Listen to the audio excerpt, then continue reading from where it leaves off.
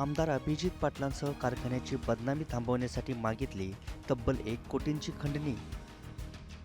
थेट आमदारालाच कोण करत होतं ब्लॅकमेल? पंढरपुरातील श्री विठ्ठल सहकारी साखर कारखाना सध्या शरदचंद्र पवार राष्ट्रवादीचे माढा विधानसभेतील आमदार अभिजित पाटलांकडे आहे. अभिजित पाटलांकडील याच साखर कारखान्याची बदनामी थांबवण्यासाठी तब्बल 1 कोटी रुपयांची खंडणी मागितल्याची घटना समोर आली आहे. पंढरपुरातल्या अनवलीतील सामाजिक कार्यकर्ता म्हणून ओळख असलेल्या आणि एकेकाळी अभिजित पाटलांबरोबरच काम केलेल्या किरणराज घोडकेनं ही खंडणी मागितल्याचा आरोप होतोय. या प्रकरणात एक CCTV देखील समोर आला आहे, ज्यात किरणराज घोडकेसह आमदार अभिजित पाटलांचा PA नितीन सरडे दिसत आहेत. मला सगळं विषय सोडायचे जातात हो आणि पूर्ण या निवडणुकीमध्ये काहीच विषय येणार नाही. किंवा आता तुमच्याच बाजूने काम करेल ना तर मग माझं न्यूट्रल माझ्या पॉझिटिव्ह काम करत राहील. तुमच्या विरोधात तुमचं पॉझिटिव्ह काम तुम्ही करत राहा. कदाचित जर तुमच्या सोबत नाही आलो, मी जर माझं सेपरेट काम करत राहिलो, तुमचा प्रचार नाही केला तर तुमच्या विरोधात मी काय करणार नाही. हा मग मी कोणाचाही प्रचार करेन तिकडं, पण तुमच्या विरोधात एक शब्द निघणार नाही आणि अभिजित पाटील किंवा कारखाना आबा हा विषय माझ्या तोंडातून निघणार नाही. एवढा शब्द या ठिकाणी जातो. माझ्या अपेक्षा 1 CR.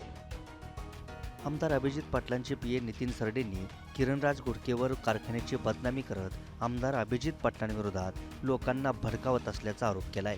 घोडकेकडून नेता बनण्याच्या नादात बदनामी सुरू होती, आमच्याकडे सर्व पुरावे आहेत असा दावाही नितीन सरडेंनी केलाय. बदनामी रोखण्यासाठी पहिलं टोकन 10 लाख घेतानाच किरणराज घोडकेला पकडल्याचा दावा नितीन सरडेंनी केलाय.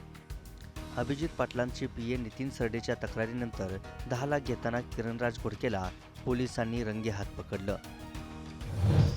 श्री विठ्ठल सहकारी साखर कारखान्याचे चेअरमन अभिजित धनंजय पाटील व श्री विठ्ठल सहकारी साखर कारखान्याच्या बाबत अनवली येथील किरणराज घोडके यांनी बदनामी करण्याचं आणि कारखान्याला व आमदार अभिजित आबा पाटील यांना बदनाम करण्याचं जे काय काम सुरू केलं होतं त्याबाबत पुणे येथे आमची बैठक झाली व त्या बैठकीनंतर पंढरपूरला देखील आम्ही वारंवार त्यांच्यासोबत बैठक केली व त्या बैठकीमध्ये त्यांच्याकडून आमदार अभिजित धनंजय पाटील व श्री विठ्ठल सहकारी साखर कारखान्याच्या बाबत कुठलेही तक्रार असतात किंवा कोणतीही बदनामी करणार नाही असं बोलल्यानंतर त्यांनी आमदार अभिजित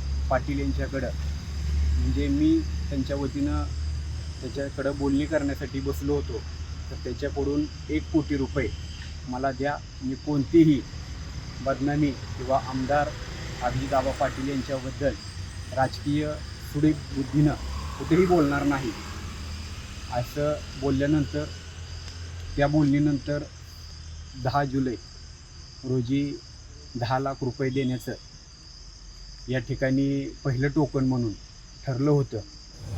आज 10 जुलै रोजी आम्ही राजेश हॉटेल येथे 10 लाख रुपये घेऊन गेलो असता सर्व ही बाब आम्ही पोलीस स्टेशनला कळवली.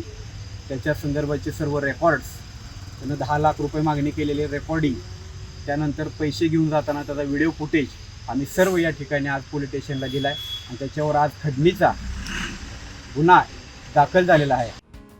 किरणराज घोडके श्री विठ्ठल सहकारी साखर कारखाना निवडणुकीत अभिजित पाटलांच्या पॅनलचा प्रचार करत होता, पण आता तोच किरणराज घोडके अभिजित पाटलांसह कारखान्यातील संचालक मंडळाच्या विरोधात का बोलत होता?